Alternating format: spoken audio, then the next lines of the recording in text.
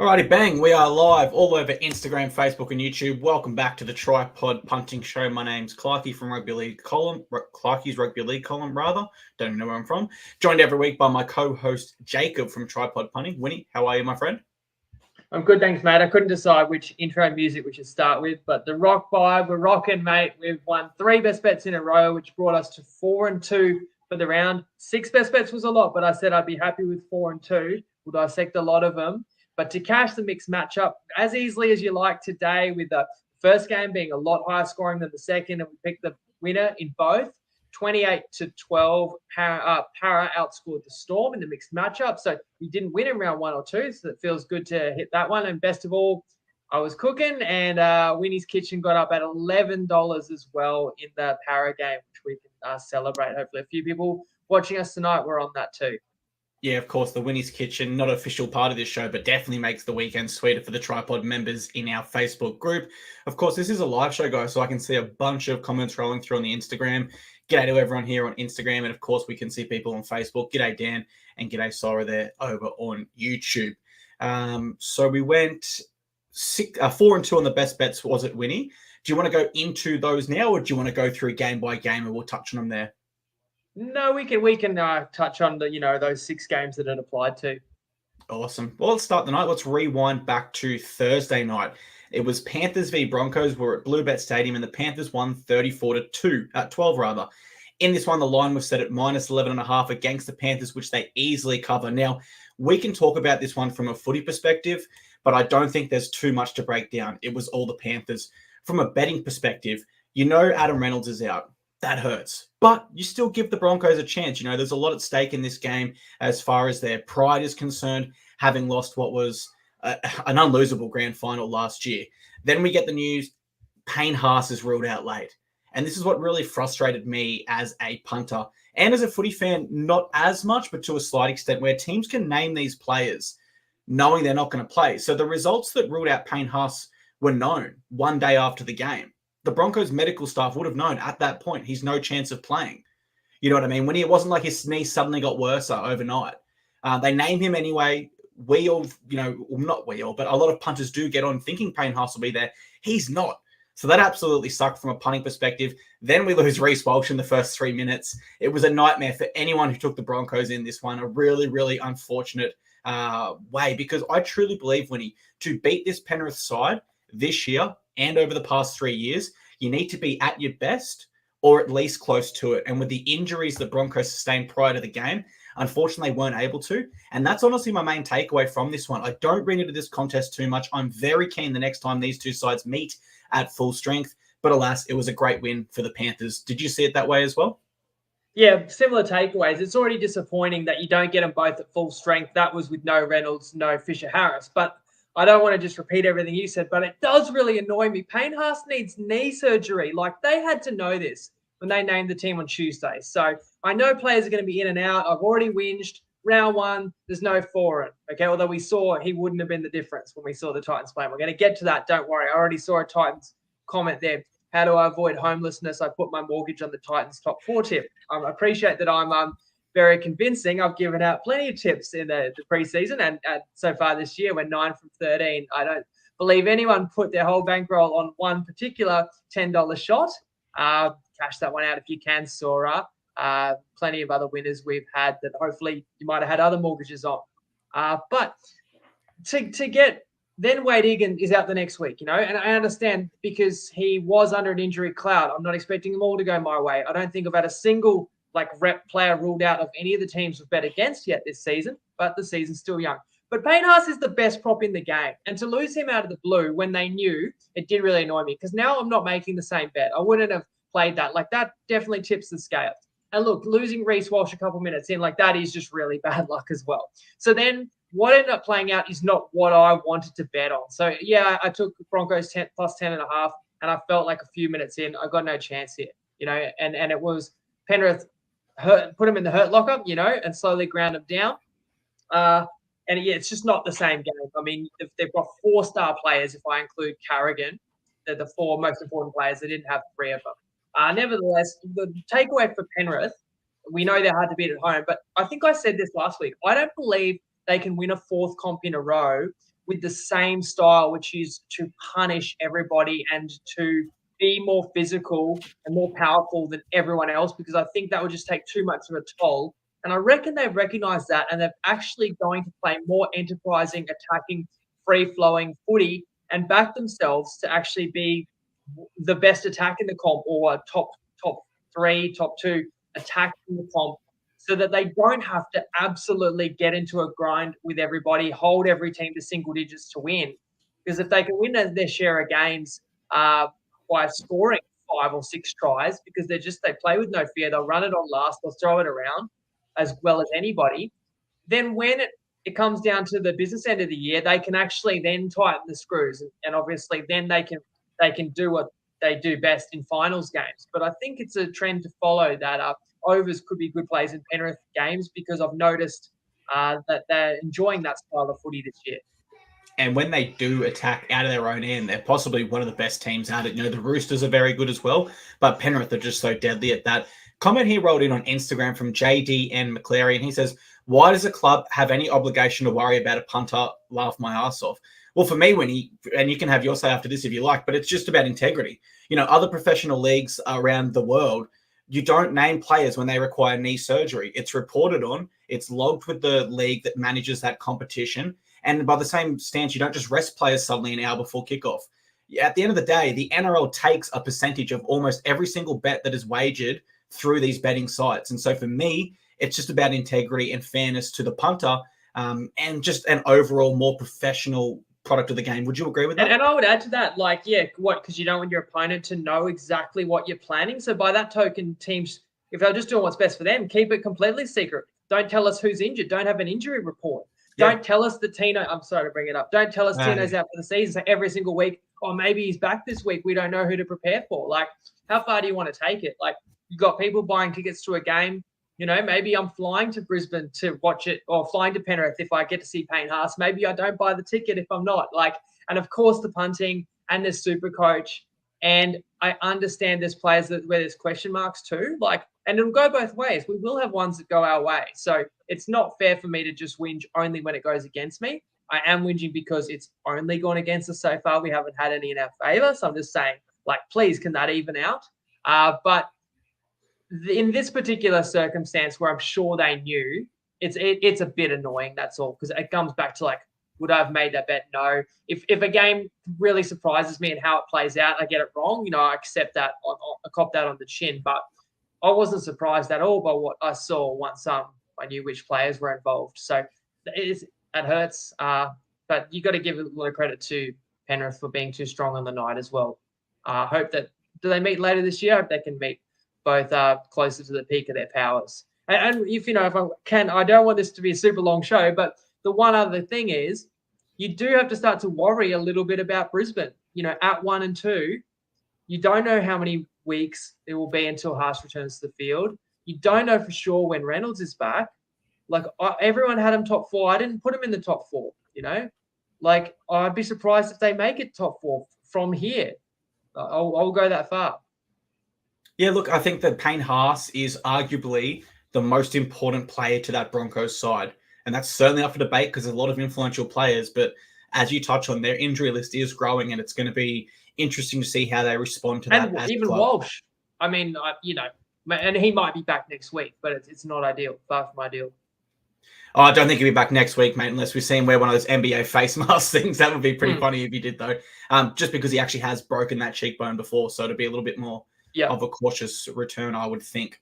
Let's move on to Friday night, the 6 p.m. game. It was the Warriors v Raiders over there in Christchurch, and the Warriors got up 18-10. The line was set at -7.5 in this one against the Warriors, so they just managed to cover.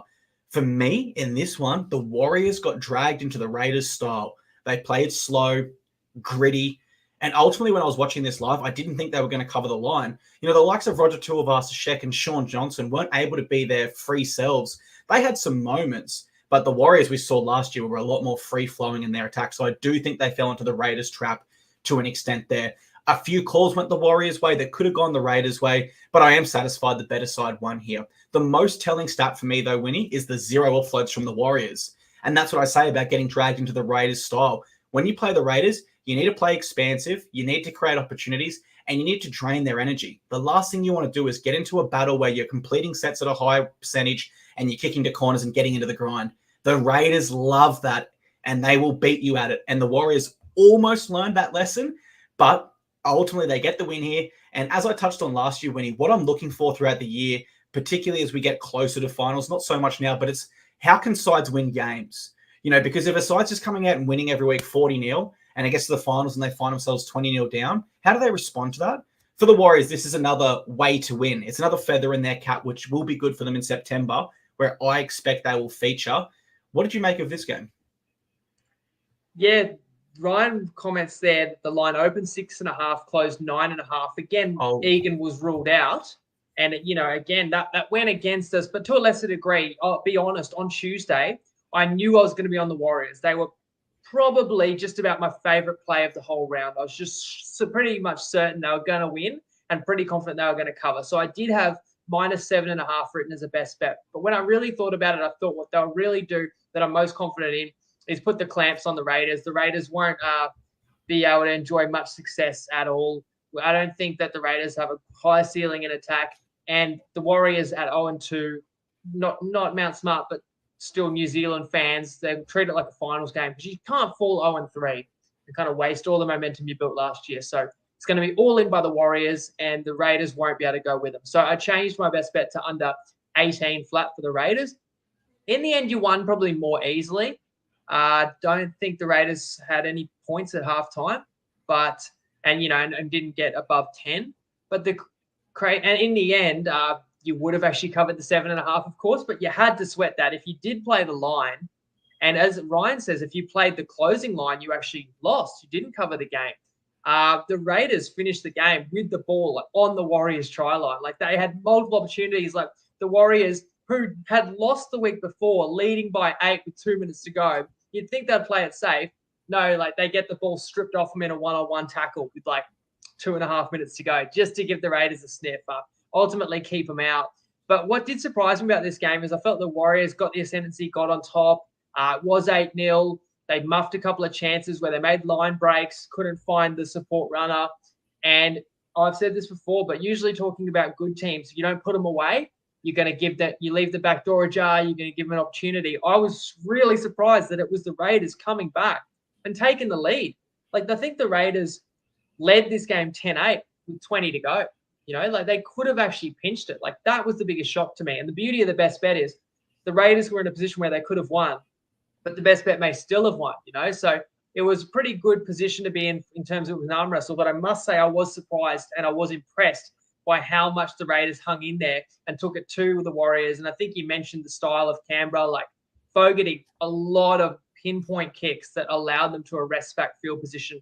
And in the end, the Warriors scored out on the left edge, and then straight after that, the Raiders dropped it. Might have been Kotrick dropped it on the right wing. Right, drops a bomb, and RTS first try back in the Warriors jersey.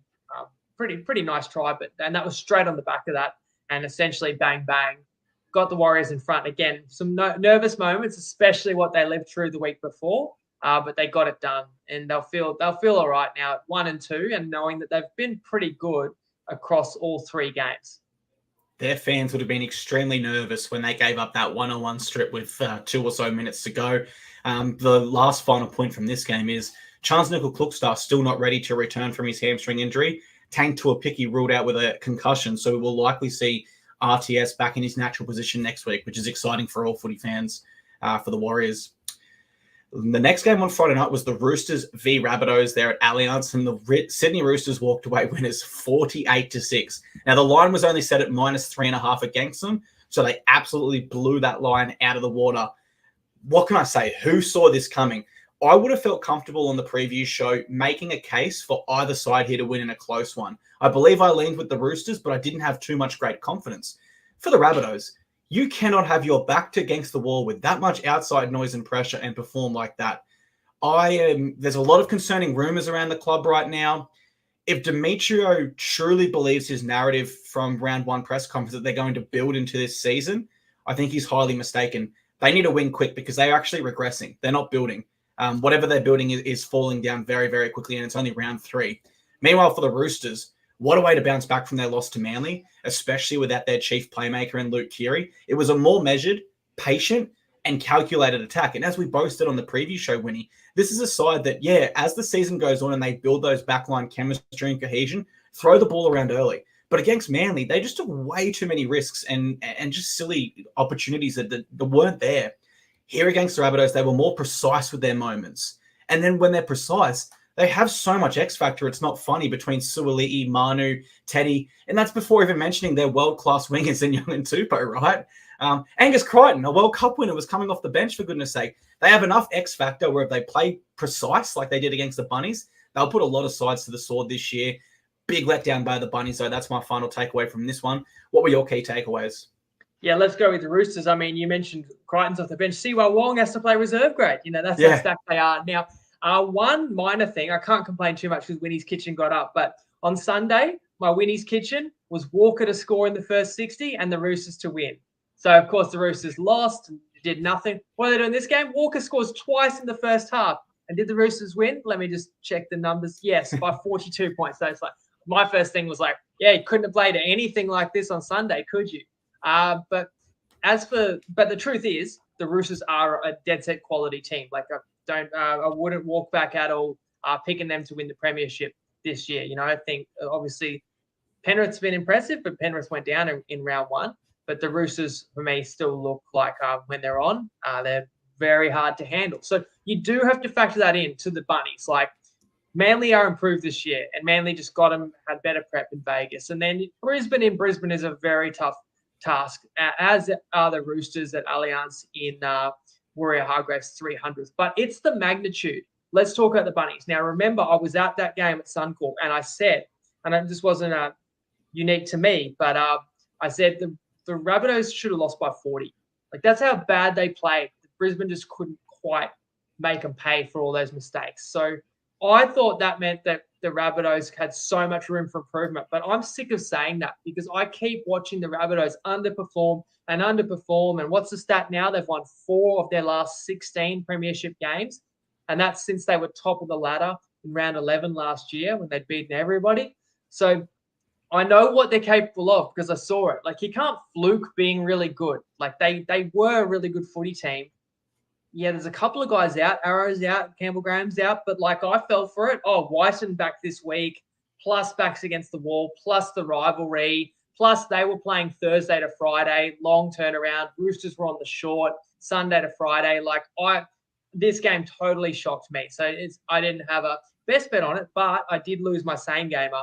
I had need the team to 30 and both sides to lead at some stage. That got blown away. And honestly, with some same gamers, I'd rather lose all the legs rather than just lose one of them. It's going to pay the same, but that's fine if I get it wrong and it's not too costly. But what is wrong with the Rabbitohs? Like, and I don't want to say I saw it coming, but I did think to myself, like, there is a possibility of implosion. Like, I couldn't see the Roosters getting blown away on Friday, but I kind of was kicking myself. Like, maybe I should have gone for that extreme in my same gamer of like, what if the Rabbitohs are just rotten to the core?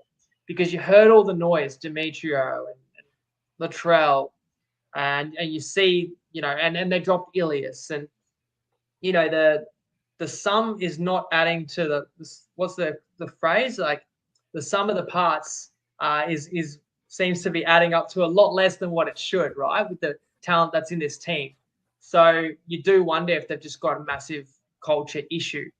Do you recall the opponent next week? Oh, it's Bulldogs on Good Friday, right? So, I mean, the Bulldogs looked better yesterday than what we've seen the Bunnies look all season long. But certainly when the results don't make sense to me, then I think there's something I can't see that is affecting them. And so I could only look within. I think JD had to say that he's the man to steer the ship. He couldn't say anything else. But I think his days are just about numbered. And James Graham from Facebook says, Walker not firing, Latrell patchy. Certainly that doesn't help when half your spine isn't performing to their best. The halfback's been dropped and the hookers coming off the bench. There's a lot of change there. But ultimately, a final takeaway from this game is it's the same story for the Rabbitohs. Once they face that resistance and the downhill slope starts, they're not responding. They're not responding to the adversity. But when the Rabbitohs are the ones running downhill And, if they would have versed the Titans next week, they'd probably smash us 50-0 because they are that sort of team. Once the momentum builds, they take over. Very fitting we talk about my team now as you've just changed the thumbnail. I bloody damn well wish to God that there was not a game on Saturday at 3 p.m., but there was. And for the sake of this show, I must be fair and review it. Saturday Arvo was Bulldogs v Titans, and the Bulldogs won 32-0. Now, this was a pick'em game, which is really hard to believe with the hindsight of the result. Winnie, in your punting commandments, can I ask you a question? Was there a rule that said bet with your head and not your heart? That's a good one. We talk about always looking for something that's positive expected value. So that's where you're trying to be analytical and objective. Have you fallen victim to betting otherwise? Mate, I'll leave it to our viewers to guess how much money I've lost on the Titans in these first 2 rounds. It's more than any sane man should have, because my belief in this club far outweighs the reality of where we're at. And what can you say as a Titans fan? The one solace you take from this game, and the only positive, is that it can't get worse. But it did. Our captain ruptured his ACL, the only one who's been having a go. So it did get worse somehow, some way. And then our feeder club, the Tweed Seagulls, with plenty of Titans playing, including the halfback that's going to take over Tanner Boyd and Jaden Campbell, get pumped by the Burleigh Bears, who ditched us last year to join the Broncos as our feeder club. So it got worse again somehow. Unbelievable. I'm at a loss for words. In the preseason, I genuinely believed, and I know everyone says you're biased with the Titans. Maybe it's subconscious, but genuinely in my heart and in my head, I believe the Titans would be on 6 competition points at this stage. I thought we would have defeated the Bulldogs and Dragons with a bye in between. And I thought we'd be ready to get revenge on the Dolphins next week at home, who beat us both times last year. I genuinely thought there was a world where we could be up around that top 4 right now and undefeated. Instead, I could not have got that possibly more wrong. And it is so disheartening. All I can say is well done to the Bulldogs in this one. They were absolutely clinical. The Titans blew an opportunity early on through the AJ Brimson bomb try.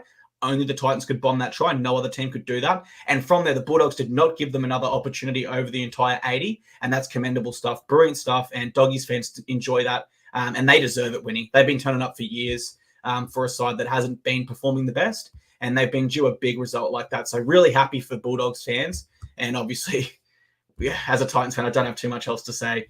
And you had us as a best bet as well. So I feel like even I just feel let down by everything to do with this game, mate. How did you see it?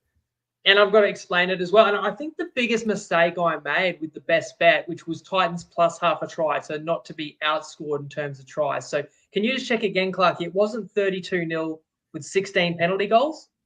Because if it was, we actually got the no. There were a few tries now, unfortunately. So where I actually think I got this most wrong is the fact that the Titans were 0-1, but the Dogs were 0-2. So the Dogs were probably even more desperate and at home. So I actually regret going against the Dogs because nobody thinks the Dogs are much chop at all, and they hadn't been really very good the first couple of rounds. But remember, I did say against Cronulla, they were in that game up to their eyeballs for 60 minutes. We saw maybe Cronulla's not as good as people thought a little later on Saturday. So I know that the Bulldogs are probably underrated. It's just I thought the Titans were as well.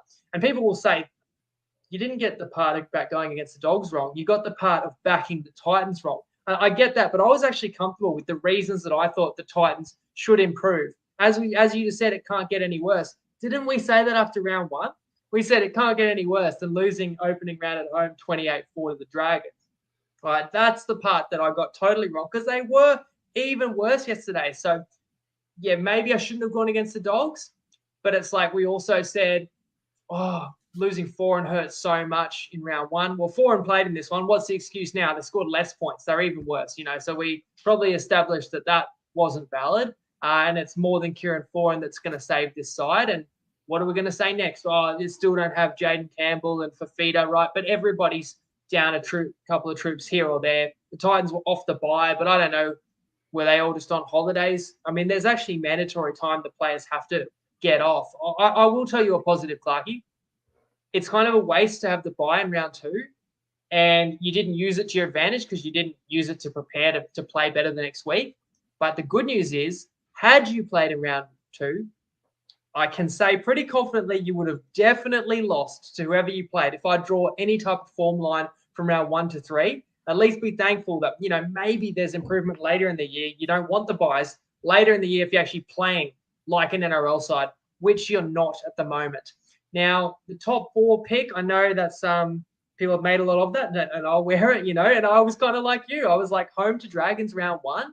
Like, not that you're going to pick a team's ladder position based on the first month, but it does make a big difference if you can get a start. And like, that bye, and then you played Dogs, you played Dolphins. Like, it was set up to have a really good start. You lose 2, games that on paper were very winnable. And already, and the way that you lost, right, you lose each by 30 points. And I'm like, hey, that's fine.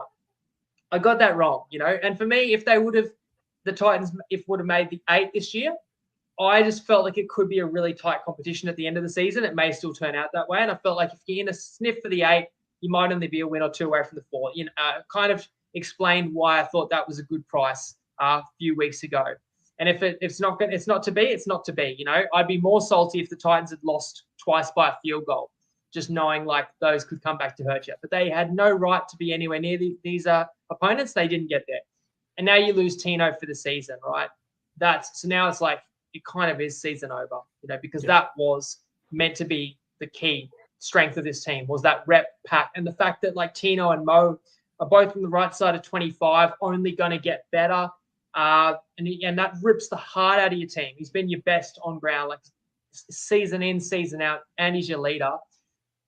And it's like, I can remove myself from that and say, hey, I got that tip wrong.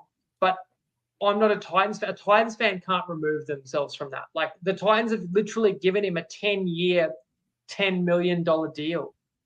I mean, I hate to say this, it's like the winner is Tino's agent. Like, to secure that deal right before you do an ACL, I was really hurting for the Dolphins losing Gilbert. I was gutted when I heard that happen preseason, and this is the same thing.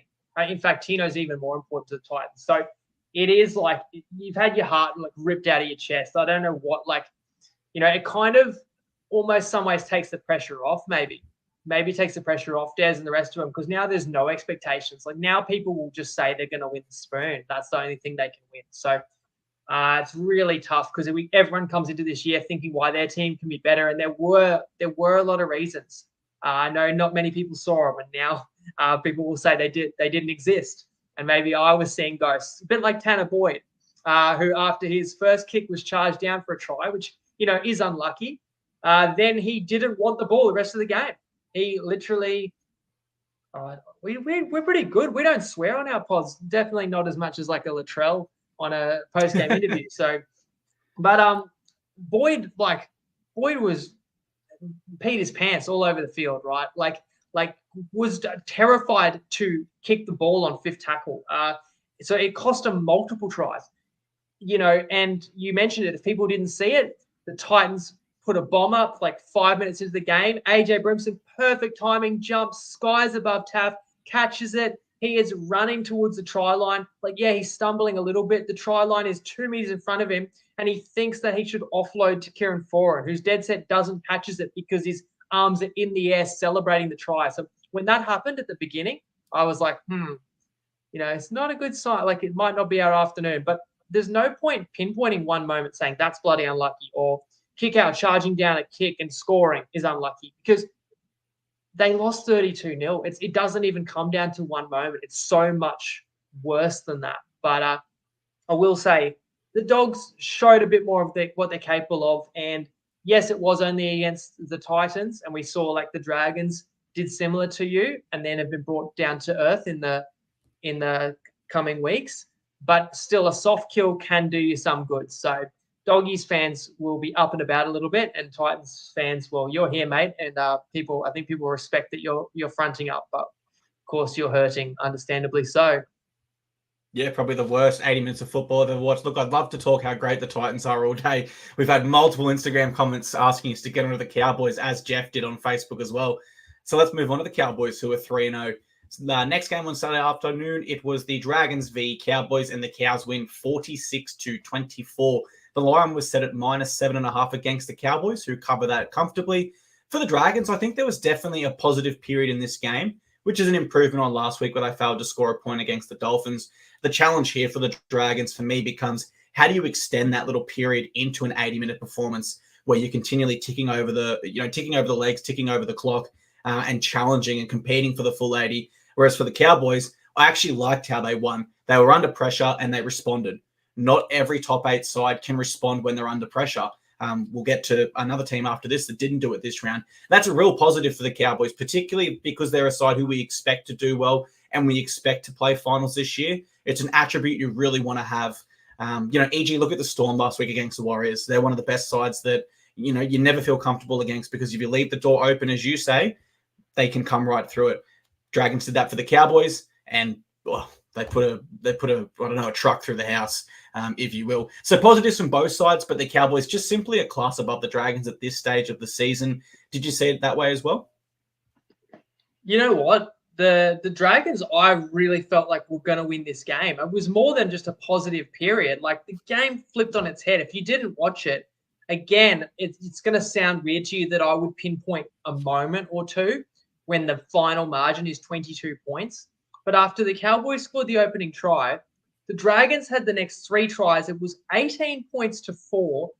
And Ben Hunt puts a perfect kick into the end goal that sits up like room service for Raymond Fatala-Mariner, the easiest catch and put down you can ask for in any level of rugby league, even park footy. And it's 24-4 if he could have put it down. Spills it cold. The Cowboys, of course, get a 7-tackle set, go down the other end and score. So it's a 12-point turnaround.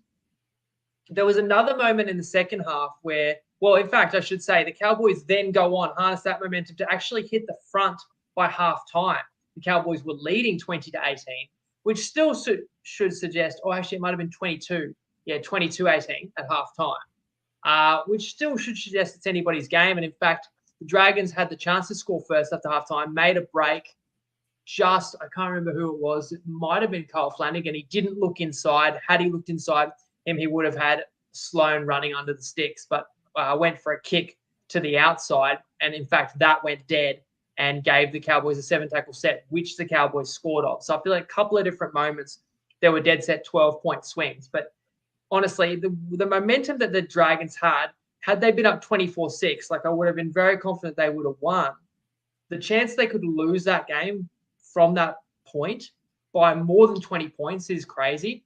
So I guess you saw a bit more of what the Dragons are capable of first half, but then it was all Cowboys from that moment where RFM just dropped his lollies cold. And what you have to say about the Cowboys is they didn't panic, and geez, they can really turn it on. And they are an excitement machine with the footy. And we saw them strut their stuff against the Finns in round 1 at Suncorp and scored like 43 points in that game. And then we saw them do everything possibly wrong that they could against the Knights in round 2, but still win, which is the mark of a good side.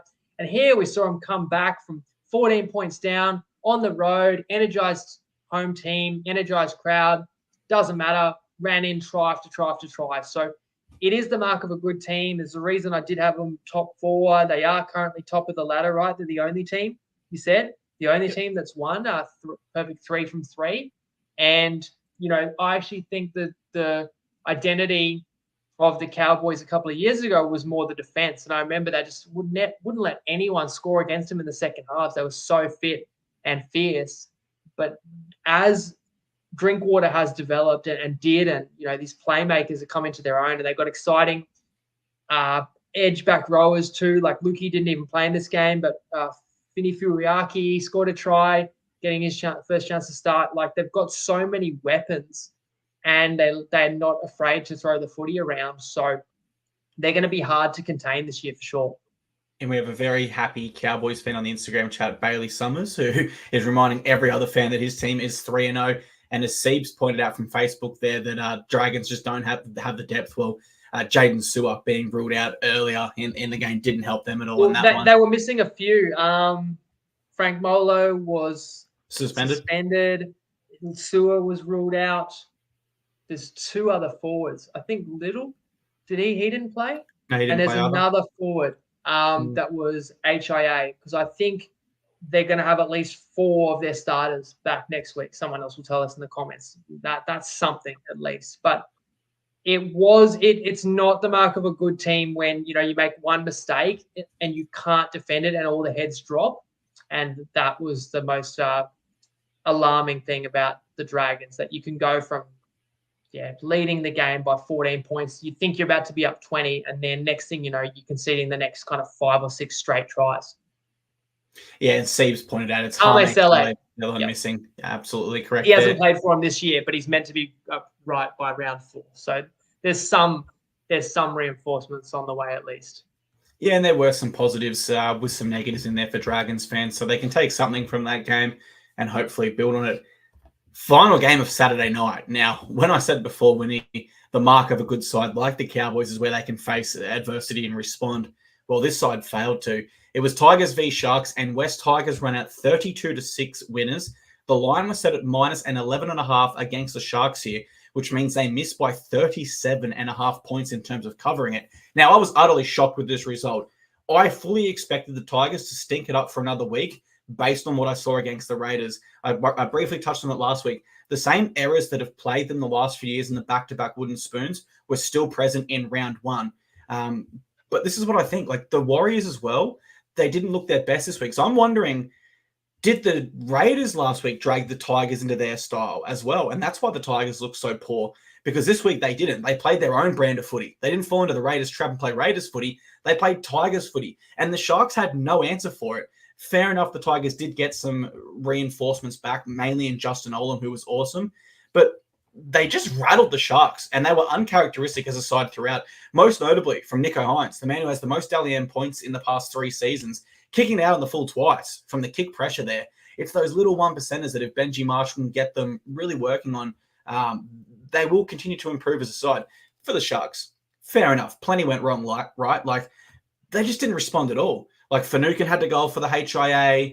Rudolph got injured in the second half. And Royce Hunt hurts his calf warming up, so you can't even replace him because he's part of the 17 now. So plenty went wrong, but they just failed to respond, Winnie. Why is that concerning for something when it's round 3? Well, it's the fact they haven't won a finals game under Craig Fitzgibbon because they don't respond well, just like the Rabbitohs don't. When things go against them and the adversity builds up, like the Sharkies did in round 1. Maybe I'm being too critical. They did respond against the Warriors, but to not respond against the Tigers, it is only round 3. It's a long season, but if you don't get it right, Winnie, when you're versing the Storm at Amy Park in week 1 of the finals or week 2 and the Storm are turning up the pressure, you're not going to turn it around if you can't turn it around against the Tigers. So the Sharks need to work on that. Ultimately, I still think they're a side that could play finals, but games like this where they should be winning by a significant margin is going to come around and bite them or potentially bite them at the end of the year. But for the Tigers, I've just got to take my hats off. An epic turnaround based on what we saw last week and Coach Benji Marshall's first ever win as the main man. So really happy for him in this club in the Tigers. Did you see it a similar way? Yeah, I want to go over a few of your points. Haven't won a finals game under Fitzgibbon. He's only been in charge, 3 years? Now, can anybody tell me, have they won a finals game since the 2016 grand final? I think no, because John Morris made finals both years but didn't win a game. They haven't. So that's going back. It's even before Fitzgibbon. It's the inability to win the important games. This is different, actually, because the MO of the Sharks has been can't beat top 8 sides. Now, Tigers fans out there will be saying that's still the case. And what this means is that the Tigers are a top 8 side. And certainly the way they played yesterday, and Benji said as much, that's we've set that standard now. That's how we can play. Unfortunately, it just doesn't work like that. And what it comes back to is that there are ebbs and flows for every team. That's why I was happy to take the Tigers at Leichhardt, catching 12.5 for the best bet. Just because, yes, the Tigers were really bad in round 2. That doesn't mean that game sums up like what they're capable of, and that's what they're going to be every week.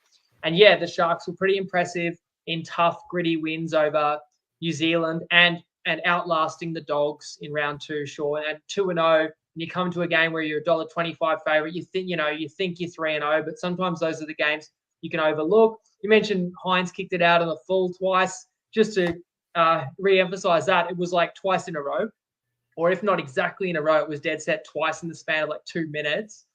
When it was still anybody's game, it wasn't like late and they were done and he was trying something. This was when they were trying to be in the arm wrestle, Cronulla. Why did they get better as well? I do really believe that Leichhardt, like, it's beautiful scenes like that suburban ground, the hill, packed out Saturday night. Like, I love seeing that. I always would prefer even if it's a small crowd, just play it at a smaller suburban ground. I did think that gave the Cowboys a lift. Sorry, not the Cowboys, the Tigers a lift. I said Cowboys by accident because it did remind me a bit of that night out they did have last year, and good nights were few and far between. But remember, that was the scene of the 54-4 or whatever, roughly win over the Cowboys. And it had that kind of vibes as like, really a really positive season highlight for the Tigers. And I hate to say it because it's only round 3, but it probably will be one of their season highlights. But Caesar in the halves, his kicking was on point. Olam out there being super physical. Abby Coruscant just completely dominated this game. Crazily enough, they said afterwards that he'd had terrible stomach cramps or stomach bug or something and could barely run. He's out there. I think the play that sums up the whole match is his ability to dive on a loose ball with 90 seconds left in the half. And the Tigers were only winning 12-6, but they would have been happy to go into the break 12-6. What they didn't want was to let Cronulla back in. They would have been happy at 12-6, but Appy dives on a ball, gets it back, then gets into dummy half like the next play, then goes for a scoot, ultimately sets up Olam, and suddenly they're up 18-6, and they're going in to basically a standing ovation, and it just gave them so much positivity and momentum, which the Tigers then carried through because you couldn't expect that the Sharks would be done with. You knew the Sharks would throw a bit at the Tigers, but it was the Tigers all night. I really loved the output of that forward pack. They were stronger, they were tougher, and they were faster. And a lot went wrong for Cronulla, but when the scoreline's that emphatic, you can't even put it down to several pieces of bad luck. I mean, you said Royce Hunt injured in the warm-up, and to be clear, that's the bench, that's the sideline warm-up because he was on the interchange bench. So he couldn't even be replaced as opposed to if it was pre-game. So, yeah, a lot went wrong for Cronulla, but it goes to show, this competition, teams aren't always as far away from each other as people think. So, look, I didn't see that coming, but Zach says Appy player of the round. He was absolutely phenomenal, led the way, captain's knock. And, I do love to see upsets, and especially when I got a best bet on a team, I'm very happy about that. NRL Roasters joined on Instagram, and I saw on his podcast, he did tip the Tigers outright. So that was a great pick there. And who else was it? Digby Ledden says, I've got no ball knowledge. So sad face there, Digby. You've hurt my feelings. Sunday afternoon, it was Eels v Manly, and the Eels got up 28-24. This was a pick'em game coming into it as far as the line was concerned, and it really did play out that way. Really, up until Manly's final set, we weren't sure who was going to walk away with the chocolates. It was a true arm wrestle where both sides went back and forth, and a super entertaining game for the viewers. I think this would probably go down as game of the round. My player from this game was Junior Paulo. Coming from that bench, and he just injected a ton of momentum and energy into an Eels side that was down at that stage, and Manly were really getting on top of. They do face a tough dilemma, though, Winnie, in the future. Do you start JP from the bench and potentially allow sides to get on this roll on, and he's forced to come on and shift that momentum, or do you start him to stop that momentum from ever starting and then potentially lose it later in the game? That's how important the Eels co-captain is to their side. I thought Manly were really unlucky with the Tolutau Kola, the no try that was brought back from a Tom Trbojevic inside ball. Look, by the letter of the law, yes, that was an obstruction by Jake Trbojevic, who did stop in the line. But if we're being absolutely honest, we are rewarding Luca Moretti there by being lazy, because he did start to walk and slack off, not expecting that inside ball. And instead of trying to compete for the tackle, it was too easy to grab Jake Trbojevic and go, Whereas if we use common sense in that situation, a tired middle forward who's walking is not going to catch a full sprint Tom Trbojevic on an inside ball. Really unlucky there. Can I just interrupt? So a couple of things, like you mentioned Barlow, however we pronounce it. It's really hard for me to get it right in my mind. Like, I also just said to myself, like, he is such a tank. Like, he is dead set built like a fridge, and he's just got such a great motor. And boy, like, it worked playing him off the bench. So I just had to say, like, I just look at him and just marvel and almost laugh. Like, how do you stop him, right? As for the try, okay, for one thing, the disallowed Manly try, because people have thrown that at me, like, oh, you only won your Winnie's Kitchen and best bet and stuff because of that play. Okay, for one thing, Manly were down 8 at the time. So I don't think you can say, oh, give them the 6 points there, and then that means they still would have scored the next try. You know, it's a little bit different. But I have another really important point I want to make right now. And I need someone else to go back and check this. I am certain Kohler spilled the put down. Like nobody noticed because he was all on his own. When he slid, I'm telling you, somebody else go back and check this replay. I'm good. He has spilled that, and then I see a replay of it. Like he's dead set dropped that. Yep. I'm like, I don't reckon they're even going to notice. And then the ref says, "Oh, the bunker wants to have a look at it," and I go, "Oh man, that is going to break Manly's hearts. He has dropped that put down." And it ends up being an obstruction, Jake Trbojevic on Moretti, so we never even get to find out. But I just wonder, am I crazy? I know people are treating me like I'm taking crazy pills because that Titans call. It's like I've said a few other things so far this season that have turned out all right. But I don't know. Am I crazy about that moment? Because it would have almost been worse for Manly. Actually, it worked out even better for the Eels because it turned into a penalty on halfway. But it would have almost been more heartbreaking if it was a legit try spoiled by the put down. I wonder if anybody else saw that other than me. Sorry to interrupt you. I know you got a few more points on this game. No, absolutely. Whenever, mate, if the conversation rolls like that. So I didn't actually catch that moment, but I was more focused on the obstruction. It had no one around him, so I'm sure a lot of people didn't even question the put down. But I tell you, I'll go back and find the replay myself if no one else does. And you do make a great point, mate, where, even if they score and convert that, they're still down. There's this real mentality with footy fans where instead of saying Eels were the better side today, but we were close as Manly fans and we've got positives to take from it, it's just, oh, the refs robbed us. That should have been a try. That's the reason we lost. And it's so strange because, that's one call, but I wouldn't hazard to say Manly had at least 10-plus errors today and 20-plus missed tackles, right? The Eels were still really good. Where they were the best, though, was their offload. 16-5 in this one. And I thought that was the difference, if I'm absolutely honest. The Eels are really good with their second phase play, and I thought it did zap Manly a little bit of energy in attack, and it just adds that extra layer to where the defense isn't fully set, ready to come up because there's that late offload. Someone's got to come forward and tackle again. What does that do? It gives Dylan Brown and Mitchell Moses time to run, time to set up their plays, and that's what makes them so dangerous as halves. It's an area of the Eels game where if they can really build on it and get it right, it'll be a nice little bit of X factor come finals, where I expect they will be this year. How did you see this one, though? Round out your thoughts on the game, please. There's so many angles. I mean, even in the comments, we're saying, look, people just want to blame the ref. And Undertaker, who is a diehard Manly fan, he's in the comments blaming the ref. So hang on. Did DCE not knock on just before halftime? Because Manly scored right on the stroke of halftime after DC put that kick in, and then I thought he knocked on. So did the commentators. So did the panel in the studio. But look, it goes both ways. I do think it was a bit of a harsh obstruction call that denied Manly. But again, it's one moment when you're down 8. I'm not going to say just because the team should have scored here or there. The game could turn out very different. But you can't really play that game of let's add 6 points to the score and then say that's what it would have been. Manly was up 14-0. So just to clarify, best bet was Parramatta straight up. Mixed matchup needed Parramatta to put on points.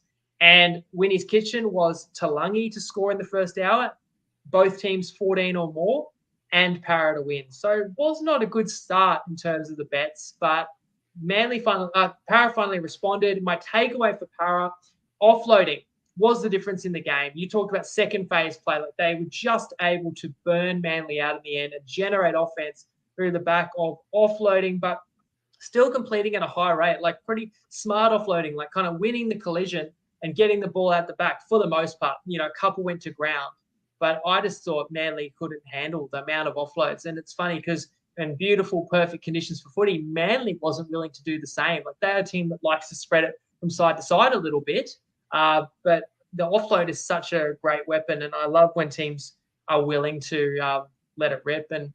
And Manly, the Eels reaped the benefits of that in a high-scoring game. Yes, they had to hang on late. Slightly curious, taking the shot at goal when they're up 8, extend it to 10. Mm-hmm. Wouldn't do you any good if you let in a try at the end. But this is one where I'm not even going to come out of it and say it proves I was right. For sure, best bet was Eels. They won by 4 points. It's a tight game. These are the ones that can go either way. So I'm happy to win a close one because I just thought it was really entertaining. There was some great quality intensity in the tackling, and the commentary that I was listening to was talk about, that's really resembling finals intensity. So I just thought it was awesome, and it was extra exciting when we had the Talangi try on the board And so we just knew that Para had to hang on and win that game. And of course, I'm nervous when Manly did cut it to 4 points late, but I'm glad to be on the right side of a narrow victory there. Spot on, mate. 3 from 3 there as far as the best bet mixed matchup in Winnie's Kitchen was concerned, which is awesome. And overall, just an exciting game of rugby league. So everyone was a winner in that one. Well, I'm sure Manly fans won't feel that way, but everyone but Manly fans were winners in that one. Final game of the round. We just saw it. It was on Sunday night. It was the Knights v Storm, and the Knights get up 14-12. This was a pick'em game as well coming into it. And again, it really did finish that way, where the Storm were a genuine chance. It was a very, very tight contest. I thought the Knights were strong and good without being great throughout this game. They had a few bad errors or decisions from both halves, but the class of Kalen Ponga was ultimately what got them over the line in my mind today. The Storm were very clunky at times, and you can expect that when both of your first choice halves are missing. Despite this, though, there was still effort from that team throughout. With Tyron Richard getting that late try, they were still pressuring the Knights and still trying their best. The Storm's completion rate was slightly lower than what they usually complete at today, and it was a Knights side that's 0-2 and desperate to win in front of their home fans on a beautiful Sunday night. I really think that those two factors there were the main ones here, and that's why the Knights just scraped ahead. And that was the only thing that separated these sides tonight. Did you see it in a similar way? First, I just want to say, if people are watching this, I don't know if I'm driving people crazy. I probably shouldn't even draw your attention to it, but I swear I'm blinking so much. I think I've got sore eyes from watching so much footy this weekend. Probably square eyes from sitting in front of the screen, staring so intently because we had 6 best bets on the line. And again, we won a close one. Like, I definitely feel we deserve to win this. Had the Knights to win straight up, and also to secure the mixed matchup needed Melbourne to be kept under 28, and that was never in question. But I mean, it was 14-0 at half time, and in the first half, just thought, yeah, the Knights are the superior side. They're at home, and they're 0-2. They're desperate. Melbourne's lucky to be 2-0, but with no Munster, no Tues, like, how are you going to come up with enough opportunities and enough points? It's kind of like all on. Well, Grant can create things and Pappenhausen off the back of it. But when you got less focal points, it's easier for the defense to kind of key in on those main men. So, I mean, a moment of the first half, that ball from Ponga on down a short side, like that, like a triple cutout, like just a thing of beauty. Like Ponga, the way he moves is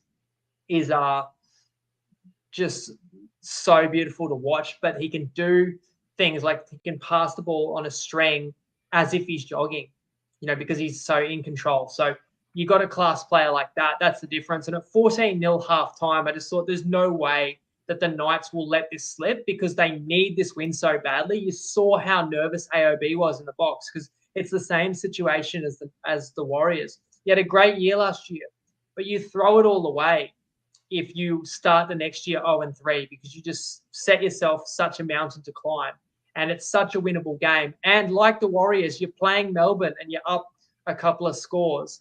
And all you got to do is be able to complete sets and defend, and you will win the game. But just like that Warriors game, there is a try late in the piece. The Knights couldn't take any more chances and extend the lead. So the Storm cut it from an 8-point deficit to a 2-point deficit like they did against the Warriors. And also like they did against the Warriors, they got a shot at goal for a 2-point field goal. And I swear the Knights forgot about the rule because they were just thinking, where's the shot coming from? Melbourne's going to go a long-range shot. Melbourne's going to go a shift here. And they were just kind of happy. 10 metres per tackle in that final set. And Storm rolled up to halfway. And Storm just went one off the ruck. Pappenhausen, with nobody even attempting to charge down, he had a chance from 45 out. And I've seen him kick it before. He did it at Suncorp against the Roosters. That could have been golden point. Like, that was a bit casual by the Knights. It didn't quite get the distance and it went to the side and the Knights clung on. But far from impressive. It doesn't matter because all they had to do today was win. They did just manage to do that, but only just. But you'd be nervous because the Knights at their best against an undermanned Storm. Don't forget Nelson. Big Nelson is still out as well. The Knights should have been winning this far more comfortably than what it came down to. Yeah, and I think if you are a Knights fan, ultimately you're happy to record the first win for the year, but you are looking at the second half of the game against the Cowboys and now Storm and seeing a theme where you are fading out of the contests. And as you touched on, when they were at their best and they won 10 in a row, they weren't fading out of contests at all. They were, putting teams to the sword at times there as well. So absolutely. And some other comments about it being scrappy and Storm. Like Storm, like fought hard. Like you give them credit for being undermanned and in a hostile environment, fighting to the end. But you don't give them credit for execution, because when you are undermanned, you've got to have your I's dotted, your T's crossed. They made a lot of mistakes, Melbourne. Like they dropped it. Like Bellamy was tearing his hair out nearly as much as AOB. So the Knights, that's even more so the reason why the Knights should have won this comfortably, is Melbourne hurt themselves on plenty of occasions as well. Had no right to be within a 2-point field goal shot at the end. No, absolutely not. But overall, a great round of footy. We finish up with our best bets at 9-4. We cash a mixed matchup, a Winnie's Kitchen, and we fall short with the better same game multi again. But we had a lot of success with that one last year, so hopefully one is around the corner there. A quick note for all of our viewers that are still with us or listening later as a podcast. I'll be missing over the next fortnight or so with the preview shows and recaps. I will be traveling to Las Vegas for the Tim Zoo fight. So I'll miss next week's recap, and then I might miss the next preview show as well, just with the changing of time zones flying out of Las Vegas. I'm not too sure, but I'll still try to be involved with the show and send some clips across with what I'm thinking and everything like that. So our man Winnie will do it solo or potentially have a few celebrity guest appearances. So stay tuned for that. If you could have one guest on the show, Winnie, who is it going to be and why? Anyone. Is Tino free? Too soon.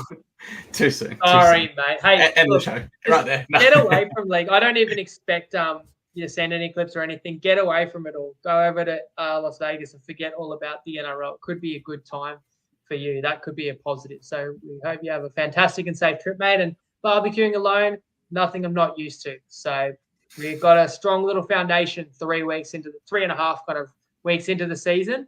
And I hope that I can carry it on and make it a really strong first month to season 10 of the TryPod.